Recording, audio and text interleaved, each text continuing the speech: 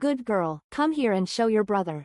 I have been bullied by him since I was a child, but I didn't expect him to become my boss this time. At the end of the college entrance exam, my family suddenly told me, we can't afford to lie down in our house anymore, you have to stand up. So, I was packed by my parents and sent to the neighbor's company. The results of a push opened the door. Xie Yunji? Isn't he studying abroad? How did he suddenly become my boss? What's even more outrageous is that he asked me to pretend to be his girlfriend to attend a reunion. In my brother's life, he's only afraid of his own mom and wife. So you mean, you want to be brother's wife? I'm Sylvia Ward. My family and I had always been laid back, living off the income from our dozens of rental properties. But after I took the SAT, my parents dropped a bombshell. The pandemic had left many of our properties vacant, and we could no longer afford to sit back and do nothing. It was time for our generation to step up. The very next day, they sent me to our neighbor Walter Shaw's company to learn the ropes. Determined to rise to the occasion, I vowed to make them proud and ensure they could enjoy their golden years without worries. With a heart full of ambition, I pushed open the door to my new office, only to find a familiar, cocky grin waiting for me. Well, look who's here. Come here, Sylvia. My heart sank. Julian, I blurted out, horrified. Wasn't he supposed to be studying abroad? Julian, I blurted out, horrified. Wasn't he supposed to be studying abroad? The boy in the chair raised an eyebrow, staring intently at me. I shrunk under his gaze. Julian, 4 years my senior, had always been my childhood tormentor, smart, cunning, and impossible to outwit. I'd been under his thumb for as long as I could remember. He leaned back, his long legs sprawling as he gestured for me to come closer. Over here. I trudged over, trying to sound firm. I'm here to work and learn. Don't get in my way, or I'll tell your dad. Julian chuckled, still tattling like a kid. Huh? He reached out, pinching my cheek. It's been 2 years. Did you miss me? His dark, mischievous eyes sparkled, and though his hand was cool, my face burned. I wasn't a kid anymore. Flustered, I swatted his hand away. Miss you? Not a chance. I just missed you teasing me. Is that it? I glared at him. Now get out. It's almost time to start work. He smirked, picking up 2 employee badges and tossing them in front of me. Take a look. I flipped them over. General Manager, Julian Shaw. Assistant General Manager, Sylvia Ward. What the hell? Before I could process it, Julian's smug voice cut in. My dad thinks highly of you. He wanted me to train you personally. He propped his chin on his hand, grinning. Guess we're stuck together, Sylvia. Might as well make the best of it. My face flushed. We're not together. I meant at work. Where's your mind at? He shot back, laughing. 15 minutes later, it was 9 a.m. Time to start work. Reluctantly, I accepted my fate and plopped into the chair across from Julian. He glanced at me, then patted the spot beside him. Sit here. I bit back my frustration and wheeled my chair over. Fine. What do you need me to do? Julian leaned back, every inch the arrogant air. Start with a shoulder massage. I knew it. No way. I'm here to work, not be your servant. All right then, he said, unfazed, handing me a stack of spreadsheets. Figure out the relationships between these financial statements. I looked at them. A balance sheet, an income statement, and a cash flow statement. The numbers and jargon might as well have been hieroglyphics. I just graduated high school. I don't understand any of this. I protested. He leaned in, pinching my cheek. Exactly. You're uneducated and unwilling to learn. I graduated from a top 3 economics program. Consider this your tuition. I froze. Damn, he had a point. After 30 minutes of massage, I earned myself a beginner's accounting textbook. Start with Chapter 1, Julian said, tapping his pen on the desk. Ask if you don't understand. I flipped it open. Wall-to-wall theory. My head spun. Wait, I said. Shouldn't I be learning on the job? Hands-on experience? Julian laughed. You can't run before you can walk. Furious, I buried myself in the book. But it was hard. I kept asking questions, and each time, Julian demanded a favor. By the end of the day, I'd massaged his shoulders, legs, hands, and even his head. Memories of years under his thumb came flooding back. This couldn't go on. I had 3 months of summer left, and if I didn't fight back, I'd be his lackey forever. Besides, it had been 2 years. I wasn't his sidekick anymore. It was time to show him who I was now. I slammed the book on the desk and stood up, ready to deliver a fiery speech. But I stood too fast, slamming my knee into the desk. Tears welled up instantly. Julian jumped up, helping me sit down. What's the rush? You're still so clumsy, he scolded, rubbing my knee. His tone only made me cry harder. You're yelling at me? I pushed him away, my voice trembling with resolve. I'm done being your punching bag. Just wait, one day, you'll be scared of me. Scared of you? Julian scoffed, leaning in to steady my chair. I'm only scared of two people, my mom and my wife. His familiar, cool scent enveloped me as he wiped my tears with his thumb. His dark eyes gleamed, his tone teasing. Mom's out of the question. So what you're saying is, you want to be my wife?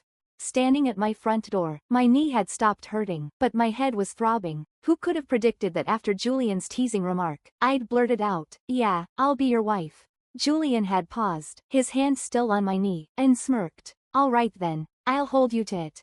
The moment the words left my mouth, I wanted to disappear. Now, recalling it, I wished the ground would swallow me up. Frustrated, I kicked a pebble into the bushes and fumbled with my keys. At least I had the night to recover. Maybe tomorrow would be less awkward. Then my phone rang. It was my mom, her voice cheerful and carefree, as if our financial crisis was non-existent. Sylvia, your dad and I joined a senior citizens tour group with Uncle Walter and Aunt Mia. We just arrived on the island. Oh, the scenery here is breathtaking. I stood frozen, keys in hand. Of course. My parents were off having the time of their lives while I was left to fend for myself. We've asked Julian to look after you, Mom continued. Be good and listen to him, okay? Aunt Mia chimed in. Your room's all clean and ready for you, Sylvia. Oh, the guide's calling us. Gotta go. The call ended, leaving me speechless. 18 years old, and my parents had left me in the care of my childhood rival. Perfect. After an internal battle, I made a decision. Our neighborhood had had a break-in before, and I wasn't about to risk my safety for pride. I turned around and marched to Julian's place, knocking on his door with all the determination of a warrior. He opened it instantly, leaning against the doorway with his usual cocky grin. Well, look who's here. The baby city.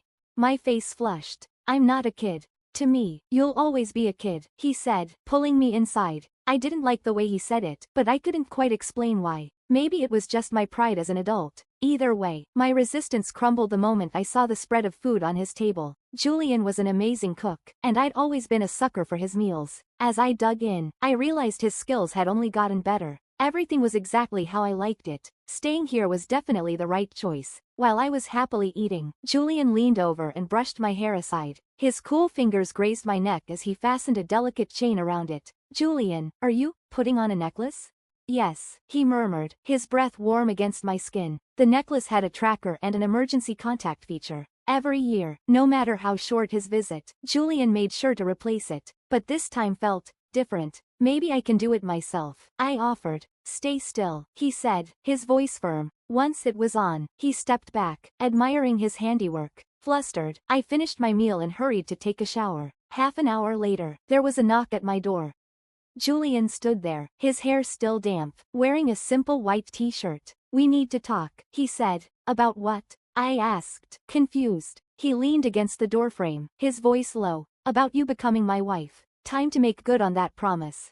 My eyes widened in panic. No, I didn't mean it, I stammered, clutching my robe tighter. What's going on in that little head of yours? Julian tapped my forehead with a bent finger, his gaze flickering over my arms crossed defensively in front of me. He leaned casually against the doorframe, a smirk playing on his lips. You're overthinking things. Caught off guard, my face flushed with embarrassment. Well, maybe if you'd been clearer. Julian tilted his head, studying me with raised eyebrows. I'm going to a class reunion on Valentine's Day, and I need a girlfriend. Ah, so he was single and too proud to show up alone. He wanted me to play the part of his fake girlfriend. Got it. I dragged out an exaggerated, oh, then lifted my chin in mock superiority. And what's in it for me? Amused, he reached out and gently scratched under my chin with his long fingers. Just wait for the surprise. The gesture sent a shiver down my spine, and I quickly retreated, mumbling, I'm going to bed, before shutting the door behind me.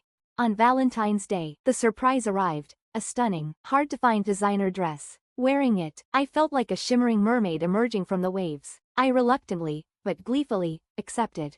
The event was held at an exclusive private club. Through the entrance, I could see about 20 people mingling and laughing. As I walked in arm with Julian, I felt a wave of nervousness. The room fell silent for a moment before erupting into teasing cheers. Wow, Julian, is this your girlfriend? Julian's actually dating someone? Julian chuckled, placing a hand on my back and gently guiding me forward. Let me introduce my girlfriend, Sylvia. His classmates erupted into disbelief, joking about how the eternal bachelor had finally found someone. I glanced at Julian, surprised. He'd never dated anyone, even after graduating college? Once we were seated, the food started arriving. Julian made sure I had everything I needed, like passing the salt or refilling my water glass, while I focused on eating. It was a habit from childhood. I'd always been a slow eater, taking my time to chew thoroughly, and Julian had naturally stepped in to help me keep up. Back then, with his quick reflexes and long reach, he'd always made sure I got my share at the dinner table. It became our routine, though it came at the cost of enduring his teasing.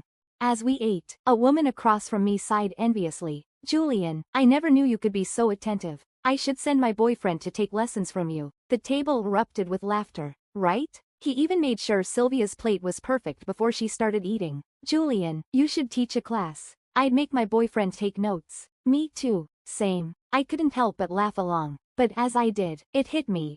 Julian had always taken care of me, even in the smallest ways. If he were my boyfriend, it might not be so bad. Wait. Where did that thought come from? Just as I was mentally panicking, Julian casually draped his arm over the back of my chair. You'd have to ask her, he said, gesturing to me. I do whatever she says. Then he turned to me, leaning in slightly, his handsome face inches from mine. So, what do you say? Will you let me? He smiled softly, waiting for my response. My heart fluttered, as if something had lightly brushed against it. Seeing the envious looks from the other women, I thought to myself, you're really good at putting on an act in public. Fine, I wouldn't lose either. I immediately put on a shy, sweet smile and replied in a gentle voice, Julian, I'll follow your lead. The table erupted in laughter and playful groans. We're getting a sugar overload just watching you two. Just as the teasing died down, a familiar, laid-back voice cut through the room. Well, Sylvia? What a coincidence. I looked up to see Ian Shepherd, dressed in a casual suit with the top button undone. He looked like he'd stepped out of a movie, handsome, with a bad boy vibe. What was he doing here? Wait, Ian, you know Sylvia? Small world, the class president said, standing up to greet him. Your sister couldn't make it again? Ian glanced at Julian, then casually placed a bottle of wine on the table. She's swamped with work. Sent me with some good wine to apologize. Enjoy. Julian's classmates seemed to know Ian well and didn't hesitate to open the bottle, inviting him to join. Ian pulled out the chair next to me and sat down, casually leaning back with one arm resting on the back of my chair. He poured a glass of red wine and handed it to me, his piercing blue eyes glinting as he raised an eyebrow. Care for a drink? Before I could respond, Julian's arm wrapped around my shoulder, pulling me firmly into his warm chest. His breath brushed against my ear, sending shivers down my spine. My heart started racing. Julian reached out with his other hand and firmly pushed Ian's glass away. Sorry, my girlfriend doesn't drink. Girlfriend? Ian paused, swirling the wine in his glass. He smirked, but his eyes were cold. Sylvia, you confessed to me just 2 days ago. Now you have a boyfriend? Are you messing with me? The room fell silent. I was stunned. I had never confessed to him. I turned to Julian, desperate to explain, but his face was stone cold. I tugged at his sleeve, my voice trembling. Julian, I didn't. Ian's eyes darkened as he noticed my hand clutching Julian's sleeve. He pulled out his phone, swiped a few times, and tossed it in front of me. Then explain this. On the screen was a chat log that hit me like a punch to the gut. Hi, I'm your shooting star, sent from the heavens to light up your life. I might sing, you are my sunshine, off-key, but my love for you will always stay true. Leap into my arms already. It was dated 2 days ago, at 1:30 a.m. The messages were from my account, but Ian hadn't replied. Ignoring me? You're really playing hard to get. Then came the clincher. I don't have any special hobbies. Just my fortune in you. Be with me, and I'll share both. Ian had finally replied the next morning at 10 a.m. with a single question mark. But right after that was a red exclamation point. He'd been blocked. I kept clicking on the profile, hoping it wasn't me, but it was. I wanted to cry. My memory was completely blank. I looked up, my face burning. Ian's expression was a mix of defiance and, keep digging your grave. Julian's dark eyes were filled with anger. What the hell was going on? Just as I was desperately trying to piece things together, both men grabbed my arms. Come with me. The sudden synchronization left the three of us frozen. Julian glared at Ian. Let go. Ian smirked, unfazed. You're older. You let go first. Julian's eyes narrowed, his patience wearing thin. The tension between them crackled like a live wire, and I, stuck in the middle, felt like a deer caught in headlights.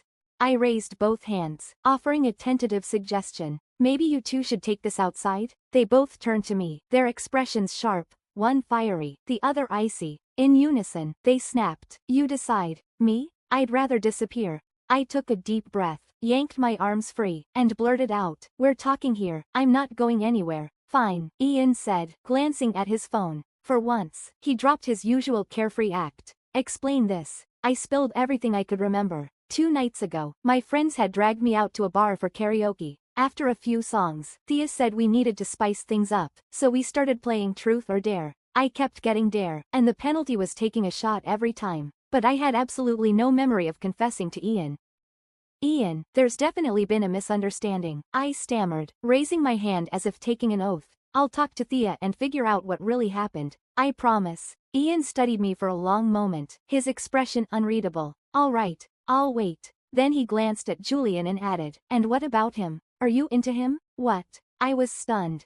Realizing what he meant, my face turned crimson. I glanced at Julian, who was watching me intently, his jaw tight but his gaze unwavering. My heart pounded, and I knew this wasn't the same as explaining things to Ian. I couldn't let myself think too deeply about it. This was just an act, right? I'd taken the dress, so I had to play the part. "What are you guys playing over here? Looks like fun," the class president called out, interrupting me. "Come on, join us for a drink." A few others chimed in, their faces flushed with alcohol. I silently wondered how they could possibly think we were having fun, when both Julian and Ian looked like they were about to murder each other. But their interruption broke the tension. Julian stood, straightening his suit jacket, and leaned down to whisper in my ear, "We'll finish this conversation at home." I shivered. That sounded more like a threat than a promise. Suddenly, I wasn't so eager to go back. Meanwhile, Julian and Ian started drinking. They clinked glasses, their eyes locked in a silent battle of wills. Eventually, Ian slumped over the table, defeated.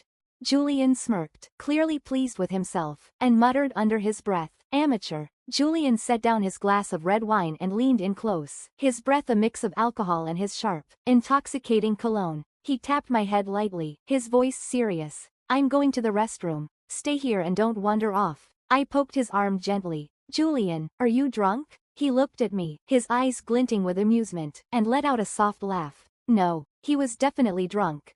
Seeing the haze in his eyes, my mind raced with scenarios of him stumbling, hitting his head, or worse, getting into trouble. Without thinking, I hiked up my dress and followed him to the restroom, stationing myself outside the door.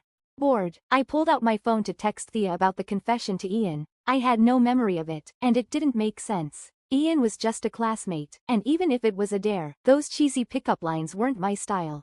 I sent Thea a crying emoji and explained the awkward situation. She replied instantly with a voice message, her tone teasing. "Tell Ian to move on. After all, you only have eyes for your Julian Tilda." Her voice echoed loudly in the quiet hallway. I fumbled to lower the volume, my face burning. "Thea, focus. When did I say I like Julian? I don't like him, okay? Okay." A low, displeased voice came from behind me. I nearly jumped out of my skin, turning to see Julian's slightly unfocused gaze.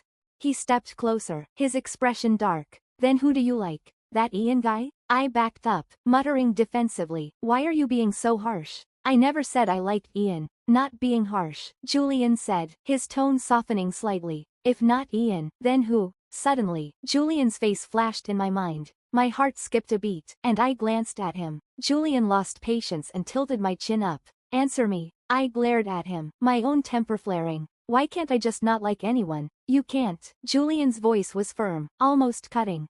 I snapped back, raising my voice like a kid in a playground spat. "Then tell me, who should I like?" "You?" Silence. The words hung in the air. I instantly regretted them. Julian looked at me, his voice quiet but intense. "Is liking me so bad?" The world seemed to pause. I looked at Julian, tall, impeccably dressed, his black shirt hugging his broad shoulders, his rolled-up sleeves revealing strong forearms. In that moment, I realized the boy I'd grown up with had become a confident, strikingly handsome man. Julian sighed, breaking the silence. "Just like me, Sylvia." His eyes were filled with a mix of pain and tenderness, his voice barely above a whisper. "I've always been afraid no one else could take care of you the way I do." The warm summer breeze drifted through the window, carrying his words, raw and unfiltered, straight to my heart. I'd always known Julian as the golden boy, confident, radiant, his eyes always gleaming with ambition. I'd never seen them look so vulnerable. And it was because of me. A lump formed in my throat. I looked down, fighting back tears. "Julian, I've grown up. I wasn't the little girl who needed him to look after her anymore." The moonlight streamed through the window, casting a soft glow over Julian as he slept. The scattered light danced across his face, making him look almost ethereal. I sat by the bed, propping my chin in my hand, completely captivated. 2 years ago, in this very room, Julian had told me he was leaving to study abroad for a dual degree. The night before his flight, we finally beat the video game we'd been obsessed with. I threw my hands up in victory, grabbing Julian's hand for a series of exaggerated high fives. He laughed, letting me have my moment. But then, in a swift move, he pulled me close. Sylvia, remember, while I'm gone, I cut him off, mimicking his tone. Take care of myself. Yeah, you've said it 100 times. You're so careless. Julian sighed, his eyes heavy with something unspoken. And, never mind, I'll tell you before I leave. But on the day he left, all he said was goodbye. Watching him walk through the security gate, I didn't feel much sadness. In fact, I thought I might enjoy the freedom. That is, until I got home and stood in the doorway. The osmanthus tree we'd planted together in my yard years ago had bloomed, its branches stretching into Julian's family's garden. The faint scent of flowers filled the air. I turned to share the moment with him, but he wasn't there. Suddenly, the world felt too quiet. Julian stirred, his brow furrowing as if he felt uncomfortable. I leaned in to check on him, but before I could pull back, his eyes snapped open. In one swift motion, his arm wrapped around my waist, pulling me down onto the bed. Today's dream, he murmured, his thumb brushing my lip, feels so real. Before I could react, his hand cradled the back of my neck, and he kissed me. My mind went blank. I shoved him away, my heart racing. Julian looked up, his hair falling into his eyes, his gaze dark and intense. I'd never seen him like this, so raw, so overwhelming. I tried to push him off, but he didn't budge. Do you not like it? He asked, his voice rough. I couldn't answer, my face burning. Julian smirked, leaning in again. Guess you do, he murmured against my lips. But just as quickly, his head dropped onto my shoulder, his breathing steady. He'd fallen asleep. I scrambled out of his arms, my face on fire, and bolted to my room, locking the door behind me. I flung myself onto the bed, burying my face in a pillow. My mind was spinning. I'd just kissed Julian, and I hadn't hated it. In fact, My hand pressed against my racing heart. I couldn't deny it anymore. Over the past 2 years, I developed feelings for Julian, feelings I could never tell him. To him, I was just a kid, and he'd been so drunk, he probably thought it was a dream. He'd never remember. Still, the thought of him kissing someone else made my chest ache. And one day, he'd marry someone, share a life with her. What if I could be that person? The thought popped into my head, and I froze. It was ridiculous, but it made me strangely happy. Embarrassed, I grabbed a pillow and buried my face in it, rolling around on the bed. Just then, my phone buzzed. I glanced at my phone to see a video call from Thea. Crap, I'd completely forgotten about her. I took a deep breath, trying to calm my still racing heart, and answered. Thea's face filled the screen, her expression accusatory. Sylvia, you're the worst. You just vanished in the middle of the drama. I had a stomachache. I lied, nervously tucking my hair behind my ear and avoiding her gaze.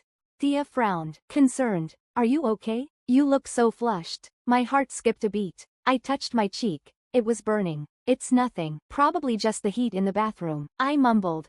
Oh, okay. Anyway, I just remembered something.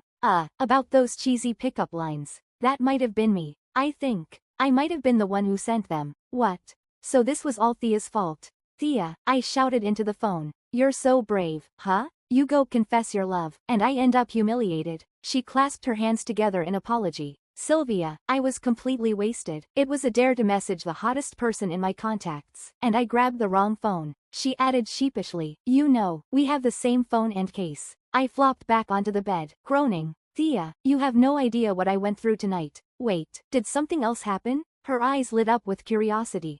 No, I shot up, denying it way too quickly. Nothing happened. Thea smirked. You're awfully defensive. Am not, I muttered, then hesitantly asked. Hey, Thea, Julian always treats me like a kid because he's older. How'd I make him see me differently? Thea laughed. That's a tough one. He's been looking out for you since we were in kindergarten. He's always seen you as the little girl he needs to protect. I don't want to be that little girl anymore, I protested. That's why I'm asking you for ideas. Thea thought for a moment. You'll have to act more independent and mature. And maybe change up your style, clothes, makeup, the works. After hanging up, I stared at the notes I'd taken, my mind drifting back to the kiss. My face flushed again.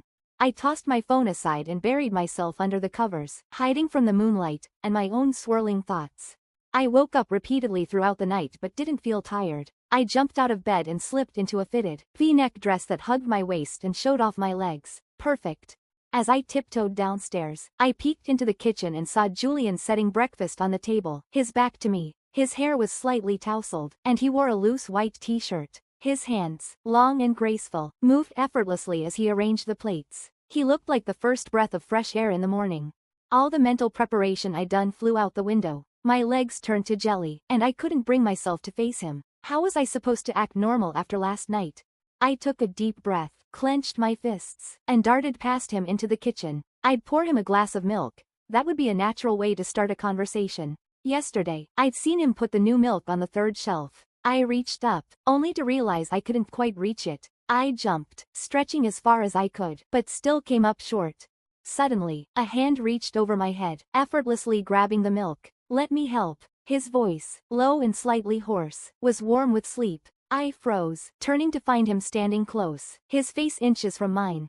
My heart skipped a beat, and I lost my balance, tipping sideways. Julian reacted instantly, his strong hand catching my waist and pulling me upright. My hands instinctively landed on his chest.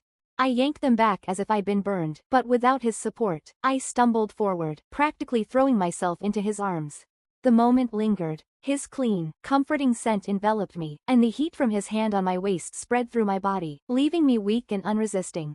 Julian chuckled softly, his chest vibrating against me. I tried to pull away, but as I looked up, my lips accidentally brushed against his Adam's apple. He swallowed hard, his grip tightening around my waist. In one swift motion, he lifted me onto the counter, leaning in until his face was just inches above mine. His dark eyes locked onto mine, his voice rough as he whispered, "Is this okay?" I ran. Yes. I ducked under his arm and bolted like a coward. By the time I reached the neighborhood gate, I was out of breath and already regretting it. Why did I run? The moment was perfect. He was right there. Why did he have to ask? Just kiss me already. As I mentally scolded myself, my phone rang. It was an unknown number. I answered, still catching my breath. "Hello? It's me, Ian? What's up? Does wanting to talk to you count as, what's up?" His voice was teasing, intentionally playful.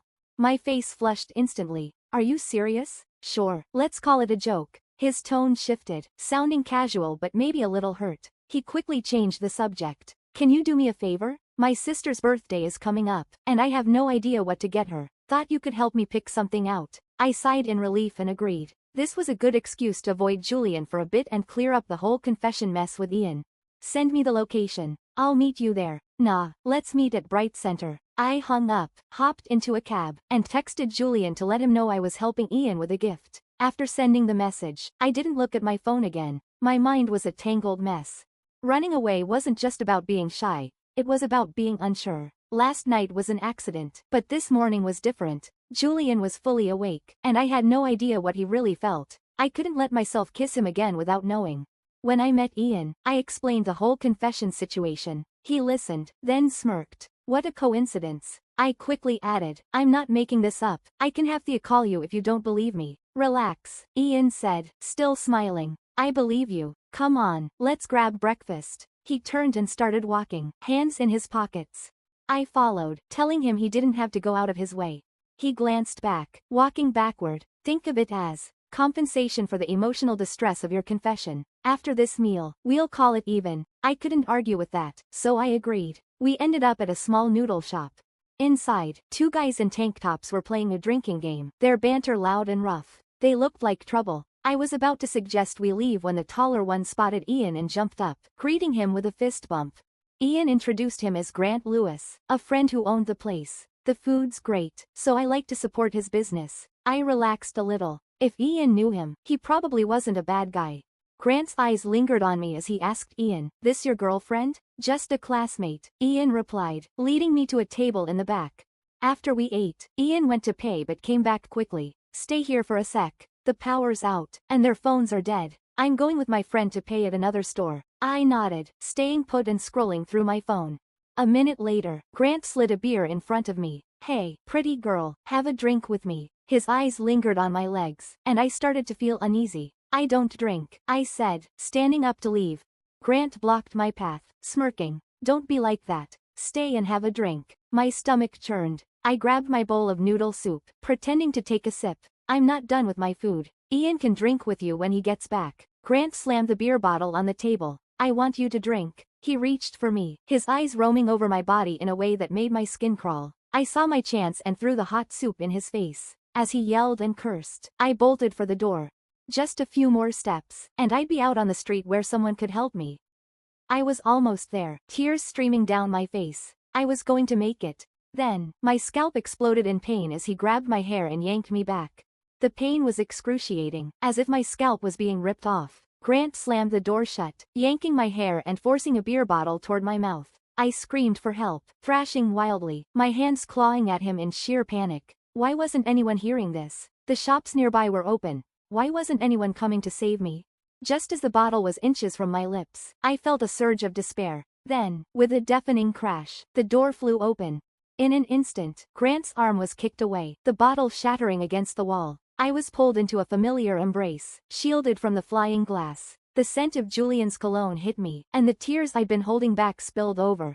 Julian gently brushed my hair aside, his voice soft but urgent. Are you hurt? Tell me where it hurts. I buried my face in his chest, sobbing. Just my scalp. It's sore, but I'm okay. His voice turned dark, a mix of rage and heartbreak. Don't be scared, Sylvia. I've got this. He led me to a chair by the door, then turned to Grant. What followed was brutal. Julian's fists landed with precision, leaving Grant bloodied and broken. When Grant spat out 2 teeth and begged for mercy, I finally stepped in, afraid Julian might go too far. Julian called the police, his eyes still dark with anger. He dragged Grant to his knees in front of me. Don't apologize to me. Apologize to her. Keep apologizing until she's satisfied. Grant trembled, nodding frantically. Julian kicked him. Say it. I'm sorry. I'm so sorry. Grant kept repeating, his voice shaking as he knelt there, clearly terrified. I winced and tugged Julian's sleeve, shaking my head. He kicked Grant away. That's enough. I looked up at Julian, my protector, ready to tell him I was okay. But then Ian returned, his face pale as he rushed to me. Sylvia, are you all right? Julian didn't hesitate. He punched Ian, his voice icy. Where the hell were you? Ian hissed in pain, but before he could speak, the police arrived. Julian ignored him, calmly explaining what had happened. He stayed by my side, guiding me as I gave my statement. Ian's face darkened as he listened. He turned, realizing the man who'd taken him to pay was gone. It didn't take a genius to figure out something was off. He stepped forward, adding his account to the police. When asked about his injuries, he simply muttered, I deserved it. Once the police had what they needed, they asked us to come to the station for formal statements. I stayed seated, tugging Julian's sleeve. Julian, my legs feel like jelly, I whispered, embarrassed. He wiped my tears, his voice soothing. It's okay. I'll carry you. Then, in front of everyone, he turned and knelt, one knee on the ground. My heart swelled. Memories flooded back. Julian crouching in front of me as a child, as a teenager, as a man. Always there, always patient, always saying, Sylvia, let me carry you home. Warmth spread through my chest. I wiped my tears and climbed onto his back. His shoulders were broad and steady, a fortress against the world's darkness. On the way home, I asked Julian how he'd shown up so suddenly. It felt like he'd swooped in like a hero, just in the nick of time. His cool fingers brushed my neck, lifting the pendant of my necklace. This has a built-in tracker, he explained, his voice a mix of guilt and relief. And there's a hidden button to call for help. Oh, right, my necklace had an emergency function, but I'd never needed it before, so I'd completely forgotten about it. So, were you following me after I ran off? I asked, curious. Otherwise, how had he gotten there so fast? When you left and said you were meeting Ian, I got worried, he admitted. Then your phone died, and I just wanted to make sure you were safe. I'm glad I wasn't too late. I blinked, pulling out my phone. Sure enough, it was dead. I'd been too excited last night to charge it. I stayed silent, unsure how to explain. Julian didn't press further, and we lapsed into a comfortable silence, both lost in our thoughts.